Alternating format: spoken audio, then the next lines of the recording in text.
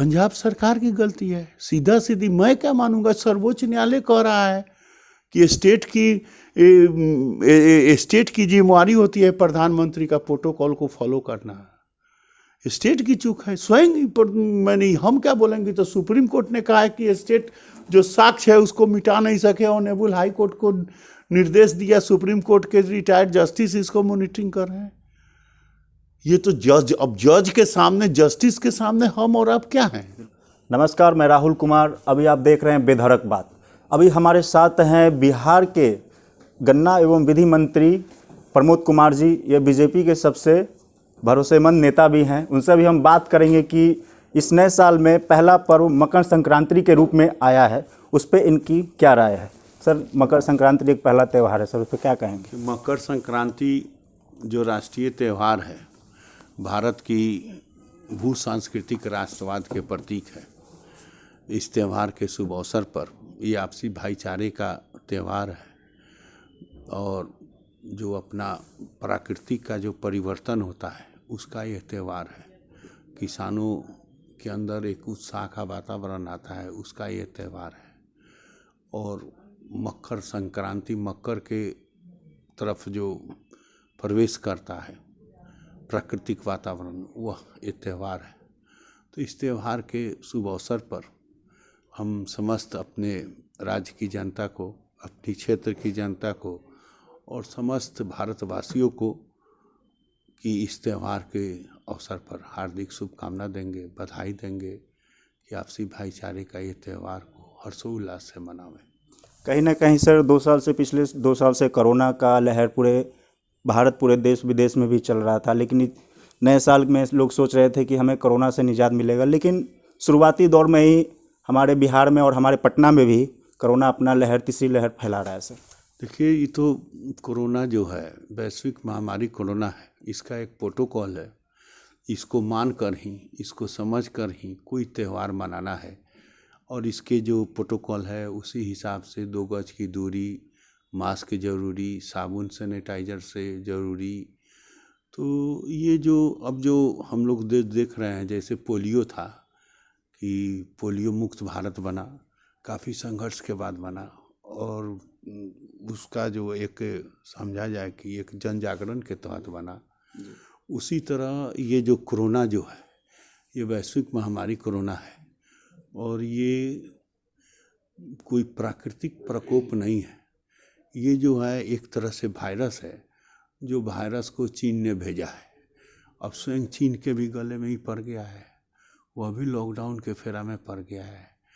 और आज मैं धन्यवाद दूंगा अपने देश के यशस्वी प्रधानमंत्री को, जिन्होंने इस कोरोना काल में पूरे दुनिया में सबसे ज़्यादा जनसंख्या चीन और भारत, तो जितना चीन की कैजुअलिटी हुई, जितना अमेरिका की कैजुअलिटी हुई, जितना इटली और फ्रांस और मल्टीनेशनल देश कंपनी की जो क्षति हुई, उस क्षति में भारत की क्षति उस जनसंख्या, उस क्षेत्रफल की तुलना में एकदम बहुत नीचे है।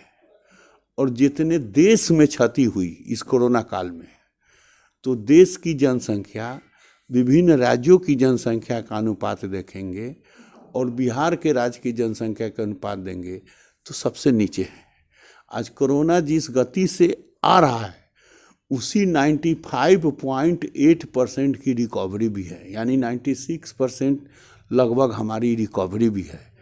तो जिस गति से आ रहा है, तो इसके पीछे हेतु ये है कि हम लोगों ने जो कोरोना का इंजेक्शन लिया, जो वैक्सीन लिया, वही वैक्सीन हम लोगों को जीवन रक्षक के रूप में आज इतनी बड़ी त्रासदी में कवच का काम कर रहा है। और निश्चित तौर पर ये कोरोना हारेगा और भारत जीतेगा। बिहार के सर कई मंत्री और खुद बिहार के मुखिया नीतीश कुमार जी कोरोना संक्रमित पाए गए हैं। सर इस पर क्या कहेंगे, इतनी सुरक्षा होने के बावजूद भी? देखिए, ये वायरस है, इस सुरक्षा से या असुरक्षा से मतलब नहीं है। हम लोग अभी बैठे हुए हैं, अब आप कैसे हैं हम तो नहीं जानते हैं, हम कैसे हैं आप नहीं जानते हैं। और आप जाएं और कभी हम हो जाए या कहीं आप हो जाए, तो ये तो वायरस है। ये वायरस आप में है कि हम में है, कौन जानता है। अगर यही लोग जानता तो इसको पकड़ के बंद कर देता। तो ये तो, लेकिन ये वायरस जो है उतना बड़ा जानलेवा नहीं है जितना पिछला कोरोना फर्स्ट और कोरोना सेकंड आया। तो निश्चित तौर पर जब किसी चीज़ को जाना होता है तो धीरे धीरे सुधार करके वह चला जाता है। सर, आप गन्ना विभाग के मंत्री हैं और बिहार के सबसे लोकप्रिय नेता भी। आप युवाओं को रोजगार के लिए गन्ना उद्योग को ज़्यादा बढ़ोतरी करने के लिए क्या कुछ उपाय कर रहे हैं? देखिए, गन्ना जो है पहले 18-19 में पूरे राज्य में लगभग 3 लाख हेक्टेयर में गन्ना का खेती होती थी, और वही 19-20 में लगभग 2,96,000 हो गया, और ये 20-21 में 2,69,000 हो गया। तो ये बाढ़ के कारण, बाढ़ की विभीषिका के कारण गन्ना की जो खेती हुई उसमें बहुत बड़ा ह्रास हो गया। तो जिसका कारण है कि हमारा प्रोडक्शन भी आज जो है, हमारा चीनी पहले हम 60.15 हज़ार मीट्रिक टन बनाते थे, लाख टन बनाते थे, आज हम 40 पर चले आए। तो इसके लिए हम लोग, हमारे जो सचिव, हमारे इकायुक्त, हमारे वैज्ञानिक, सबों ने हम लोग मिलकर यहाँ से लखनऊ गए थे। लखनऊ में जो भारत सरकार का कृषि अनुसंधान केंद्र, केंद्रीय कृषि अनुसंधान केंद्र है, वहाँ हम लोग गए थे, और वहाँ से उत्कृष्ट वैरायटी के जो बीज है, 3 प्रकार के बीज वहाँ से ला रहे हैं, और 1 प्रकार का बीज शाहजहांपुर से ला रहे हैं, और 1 प्रकार का बीज जो है हरियाणा के करनाल से ला रहे हैं। और इस प्रकार 5 वैरायटी के बीज हम लोग राज्य के 9 चीनी मिल और 10, आपसे बता दें कि ICR कृषि विज्ञान केंद्र, और 1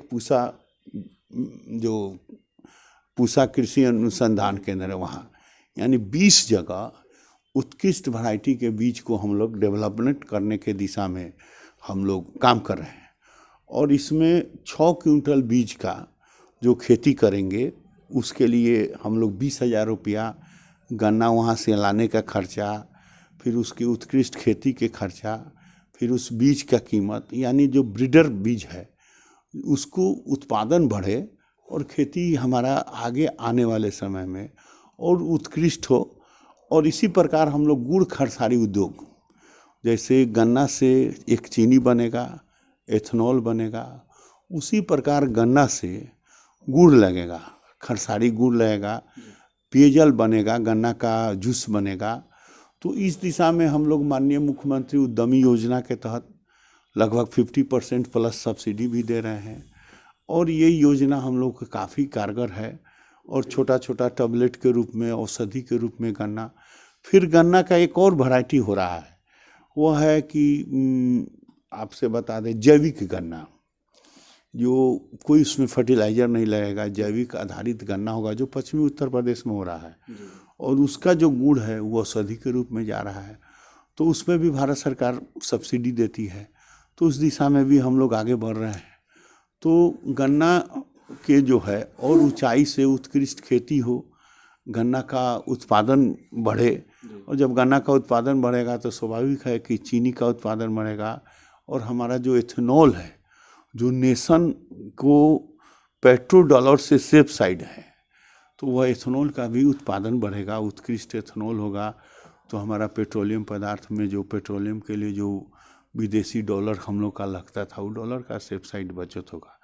तो इस दिशा में हमारे अधिकारी, वैज्ञानिक और हम सभी मिलकर माननीय मुख्यमंत्री गन्ना विकास नीति, माननीय मुख्यमंत्री एथेनॉल नीति, माननीय मुख्यमंत्री के जो ये नीति है उत्कृष्ट खेती का, कृषि रोड मैप का, तो इस दिशा में हम लोग प्रयत्नशील है। सारे कैबिनेट मिलकर ये निर्णय लिए गए? हाँ, सभी कैबिनेट मिलकर ये निर्णय लिया। मुख्यमंत्री गन्ना विकास योजना ही है, माननीय मुख्यमंत्री जी का। ये युवाओं को, बेरोजगार युवाओं को इससे क्या फ़ायदा मिलेगा? क्या रोजगार के दृष्टिकोण से भी ये लाया जा रहा है? देखिए, पहले जो खेती थी वह लकीर के फकीर थी, अब खेती हो गई है वैज्ञानिक।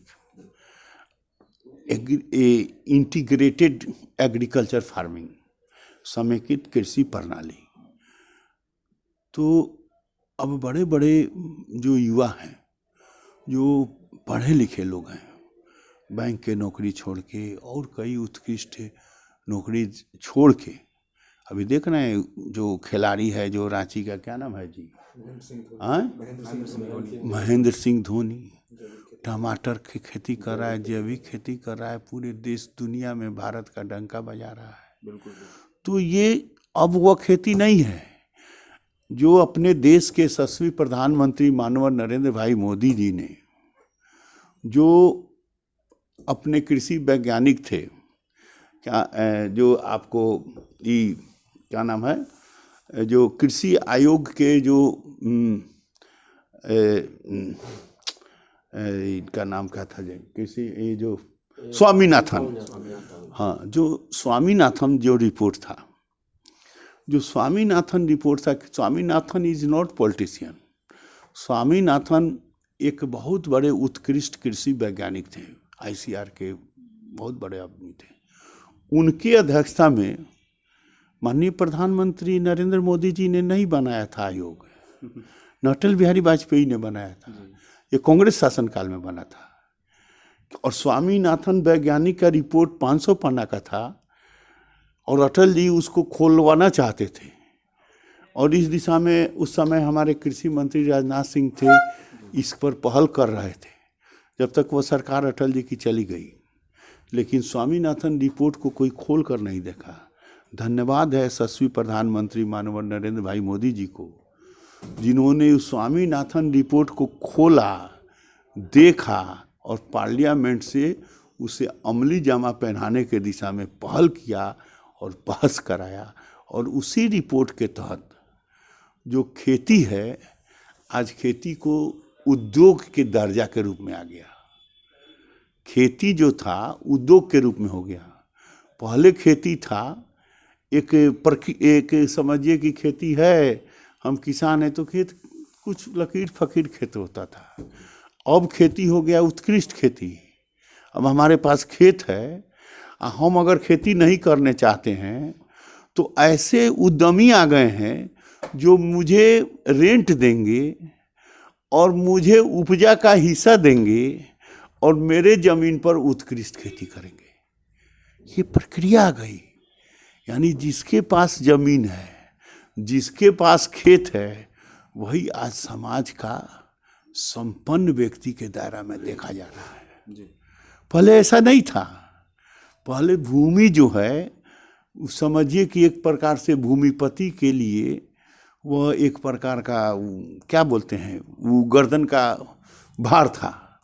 आज वो बात नहीं है। आज भूमि के लिए मारपीट, दंगा फसाद, भू माफियागिरी चल रहा है। तो आज भूमि का ये महत्व ये कब से हुआ है? ये 2005 में जब माननीय मुख्यमंत्री नीतीश कुमार जी की सरकार हुई और जब 2004 में जब 2000 में जब अटल बिहारी वाजपेयी की सरकार हुई, उसके बाद माननीय नीतीश कुमार जी की सरकार हुई और जब अपने नरेंद्र भाई मोदी जी की सरकार हुई, तब ये भूमि और ये कृषि और इसका जो है, पहले क्या था? पहले कोई इस भूमि का कोई महत्व था इस पटना शहर या कहीं देश में? लेकिन आज ये जब परिवर्तन हुआ 2005 के बाद, यानी अब एक इसको दूसरे तरह से देखिए कि आज़ादी के अमृत महोत्सव हम मना रहे हैं 75 साल जी। 75 साल में 50 साल एक पार्टी, एक परिवार, एक लोग ने का इस देश पर राज किया। और 2005 के बाद आज 2022 है और 2000 में अटल बिहारी वाजपेयी के बाद 2000 से 2022 और थोड़ा 2 साल उधर देखिए तो 77-78 मोरारजी देसाई, कर्पूरी ठाकुर जी के समय। तो यानी 22 साल ये और 2 साल उधर, यही 24-25 साल का जो देश का नक्शा है, इसी 24-25 साल में चाहे वह गांव का विकास हो, चाहे प्लेटफॉर्म रेलवे का विकास हो, चाहे हॉस्पिटल का विकास हो, चाहे ऑल इंफ्रास्ट्रक्चर का भी डेवलपमेंट हो। तो ये काम जो 22 से 24 साल में दिख रहा है, अगर ये काम 1947 से और उसके बाद 50 साल के जो पीरियड होता है, यानी 2000 से पहले अगर ये हो जाता तो आज भारत और ऊंचाई पर जाता। अब हमको अवसर मिला, हम उत्सव मना रहे हैं, और जिसको अवसर मिला वो अपने बाल बच्चे, अपने परिवार को ही संपन्न बनाने में लग गए, और वह आज राजनीति की बात करते हैं। जिन्होंने अपने ही बाल बच्चे और अपने परिवार में देश को कुछ कर नहीं सके, और आज जो कर रहे हैं उन पर अनायास अंगुली उठाने का काम ऐसे तथाकथित एजेंडा विहीन लोग प्रोपगंडा क्रिएट। सर कुछ लोग तो कह रहे हैं कि मकर संक्रांति के बाद खेला होवे, हर तरह का बात चल रहा है बिहार में। वही बात मैं बता रहा हूँ कि ऐसे ही लोग, एजेंडा विहीन लोग प्रोपगंडा क्रिएट कर हमारे माननीय प्रधानमंत्री पर जानलेवा हमला किए। ये तो ईश्वर का दिन, प्रभु राम का दिन, महादेव काशी का दिन कि हमारे प्रधानमंत्री जी बच गए। ऑनरेबल सुप्रीम कोर्ट ने भी आज उसकी मॉनिटरिंग कर रहा है। तो जो कुछ किए नहीं, वह क्या कर रहे थे? प्रधानमंत्री की चूक में, सुरक्षा चूक में सर आप किसकी गलती मान रहे हैं? पंजाब सरकार की गलती है, सीधा सीधी। मैं क्या मानूंगा? सर्वोच्च न्यायालय कह रहा है कि स्टेट की जिम्मेवारी होती है प्रधानमंत्री का प्रोटोकॉल को फॉलो करना। स्टेट की चूक है, स्वयं मैंने, हम क्या बोलेंगे? तो सुप्रीम कोर्ट ने कहा है कि स्टेट जो साक्ष्य है उसको मिटा नहीं सके। ऑनरेबल हाई कोर्ट को निर्देश दिया, सुप्रीम कोर्ट के रिटायर्ड जस्टिस इसको मॉनिटरिंग कर रहे हैं। ये तो जज, अब जज के सामने, जस्टिस के सामने हम और आप क्या हैं? तो जब जस्टिस जिस बात को कह रहे हैं, इसको पूरे देश को मानना है। अब ये लोग, कुछ लोग इसको, इस एजेंडा को क्या कह रहे हैं? वैसे ही लोग जो खेला की बात करते हैं, वो क्या कह रहे थे? वही खेला वाले लोग कह रहे थे प्रधानमंत्री के सभा में लोग नहीं थी, खाली कुर्सियां थी। तो आपका चैनल ने दिखाया कि प्रधानमंत्री की सभा में लोग छाता लेकर, भीज कर खड़े थे जी। तो जिनके पास कोई एजेंडा नहीं है, वो प्रोपगंडा क्रिएट करके ऐसे ही खेला की बात करते रहते हैं। अगर माननीय मुख्यमंत्री अगर उन लोगों को शरण नहीं दिए रहते तो आज वो कोई विधायक होते? कोई विधायक नहीं होते। ये तो धन्यवाद है हमारे माननीय मुख्यमंत्री नीतीश कुमार जी को, जिन्होंने उन लोगों को एक बार मौका का दिया कि आज वे लोग अपने आप को नेता के चैनल में आ गए।